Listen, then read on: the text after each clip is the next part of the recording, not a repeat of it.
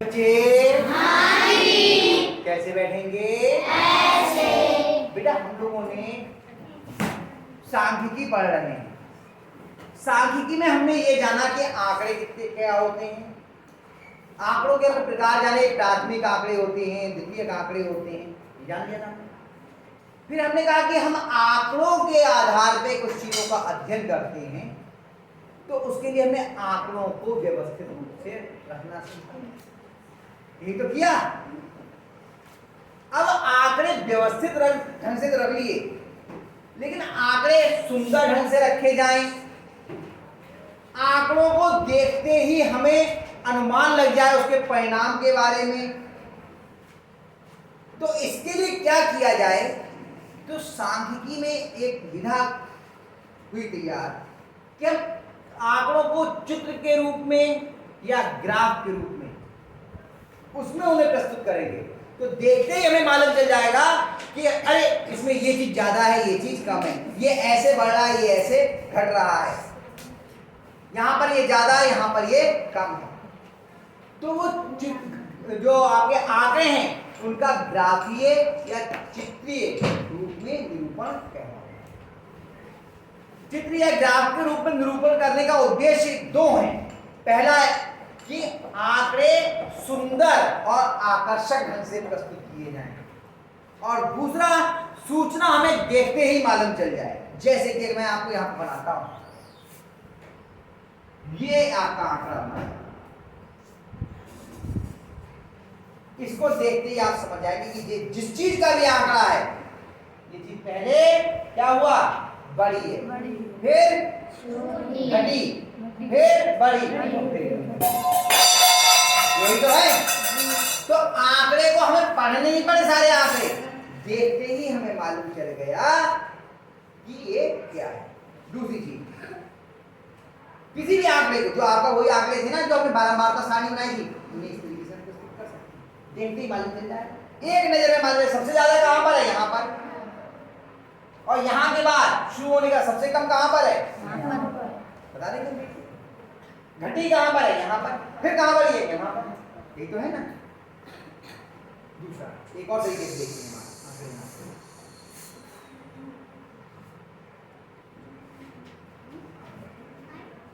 ये कौन है? पतला। क्या लग रहा है? पतला। लड़के जैसा लग रहा है ना? और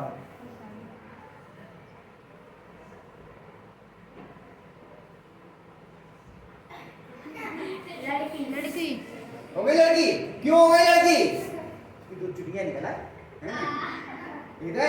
हमने कहा ये बराबर है 10 लड़के। ये कितने हैं? 10 लड़के, और ये हैं 10 लड़की। अब हमने कहा कक्षा 6 और 7 में, कक्षा 6 और 7 में, लड़के और लड़कियों का अलग बनाते हैं। कक्षा 6, कक्षा 7 और कक्षा 8। अभी हम लड़के लिख रहे हैं, केवल लड़के।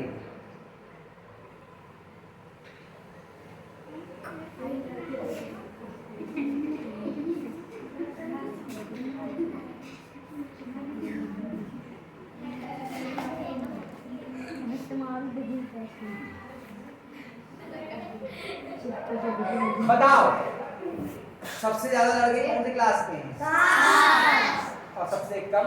8। एक नजर में देखते ही मालूम चल गया कि सबसे ज्यादा लड़के कहाँ हैं और सबसे कम लड़के कहाँ हैं?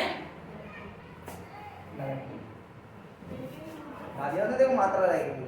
अच्छा, सबसे ज्यादा लड़के कक्षा 7 में कितने लड़के हैं? कक्षा 7 में 3 है।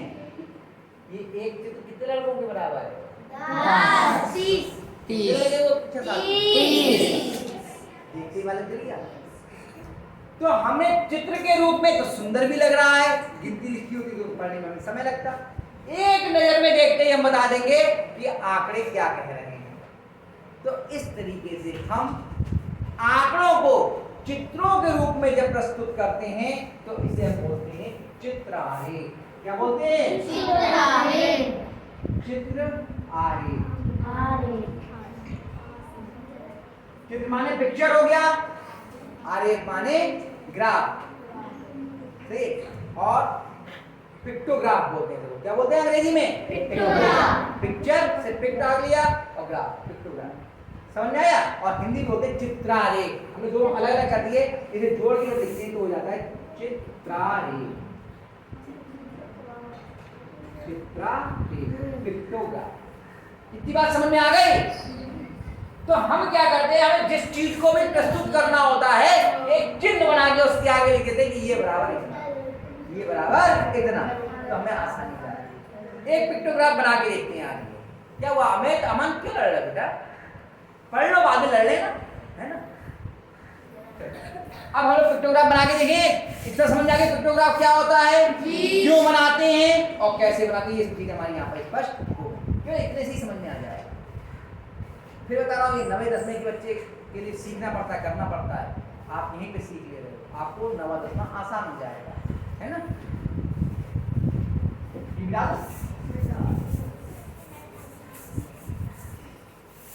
अब ये उन्हीं बच्चों की समझ में आएगा जो क्लास में बैठे हुए हैं, नहीं बैठे समझ में नहीं आएगा।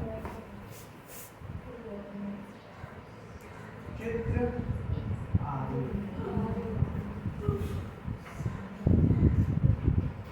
पहला सवाल पढ़ते हैं, हम लोग इसी को करते हैं। ये कह रहे हैं कि रमेश की दुकान पर मार्च से अगस्त तक बेचे गए पंखों की संख्या सारणी में दी है। पहले सवाल में सारणी बना लेते हैं, आप तो पूरा सवाल डालना, मैं सारणी,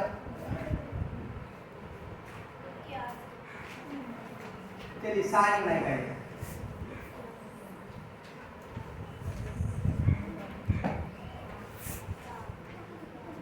मार्च, अप्रैल, मई, जून, जुलाई,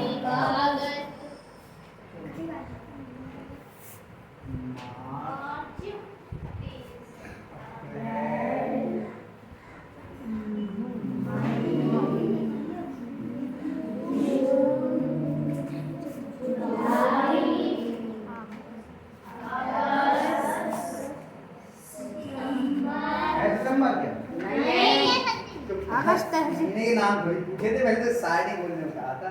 ठीक, पहले मार्च में हैं, 30, अप्रैल में, 50, मई में, 60, जून में, 70, जुलाई में, 50, फिर गिनती गिनने लगते हो आप लोग, देख के बोलना है। 40, 80। अब कहना है आंकड़ों को पिक्टोग्राफ द्वारा प्रदर्शित कीजिए, जबकि पंखे का चिन्ह बना दिया, लिखिए बराबर 10। अब खुद सोचो, क्या ऐसा चित्र बना पाओगे? परेशानी होगी ना ऐसा चित्र बनाने में। सरल सा चित्र बना लेते हैं। सरल चित्र क्या बना लेते हैं? हमने ये गोला बनाया,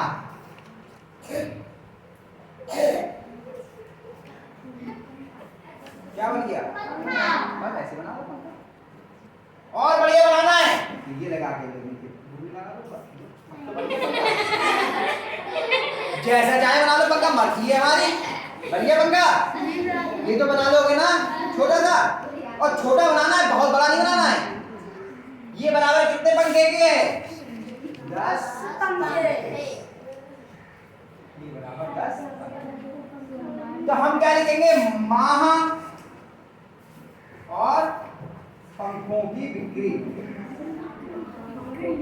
पंखों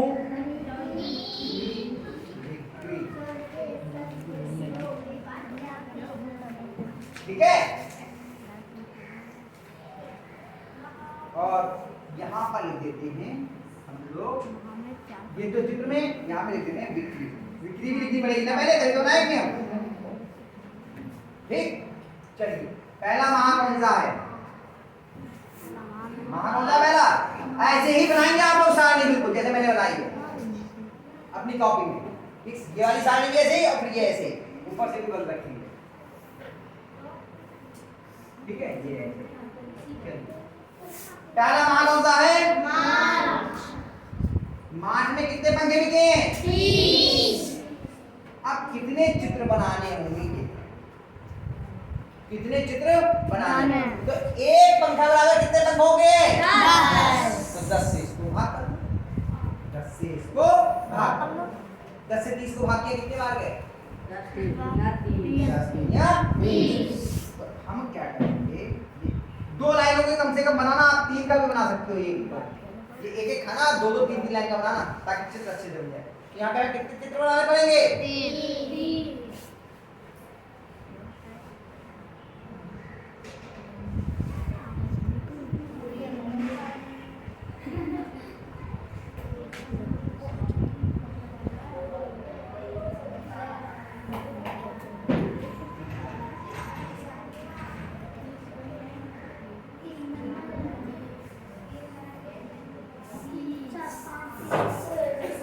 हो गए मार्च के पूरे हो गए। अब अप्रैल का नंबर आया, हमने यहाँ पे लिखा अप्रैल।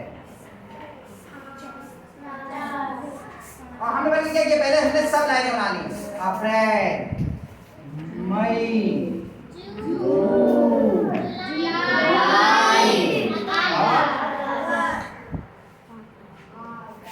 अगस्त। अप्रैल, मई, जून, जुलाई,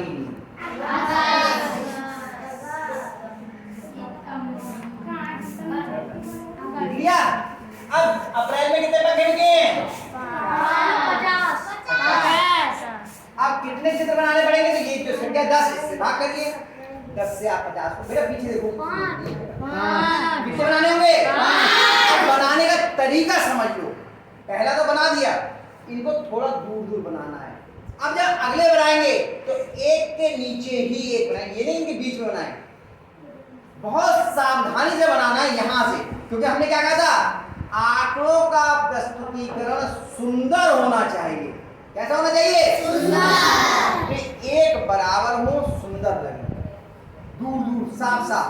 अब पहला काम बनाएंगे इसके नीचे, पहले हम केवल गोले बना ले रहे हैं। दूसरा इसके नीचे, तीसरा इसके नीचे, चौथा ये बना, और पांचवा ये बना। ये हमें ध्यान विशेष रूप से रखना है कि ये बिल्कुल लाइन सीधी होनी चाहिए। ऐसा ना हो कि आप कहीं पर लाइन इधर उधर कर दो। जिनका ये होगा उन्हीं का सुंदर कहा जाएगा, जिन्होंने इनको आगे पीछे बनाया उनका बेकार। समझ में आ गया? ये बिल्कुल सीधी लाइन होनी चाहिए ये वाली। अब ये चित्र हमने पूरी कर ली।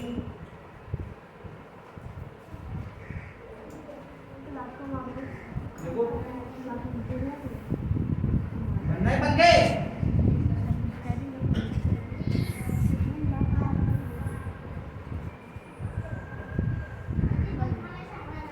हवा ना आ रही है, कुछ छत पे चल रहे पंखा, उससे तो आ रही है हवा।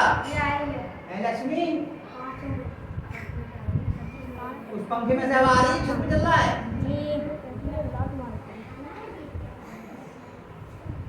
बन गया। और देखो हमारा ये वाला छोटा रहेगा तो अच्छा नहीं लग रहा है, ये भी थोड़ा सा बड़ा कर, है ना। सब एक बराबर आकार के होंगे तो भी सुंदर लगेगा। ठीक है। अब मई में कितने? 7। कितने बनाने पड़ेंगे? 6। आया समझ में? बस पहले 6 बना लिए। 1 2 3 4 5 6 हो गए।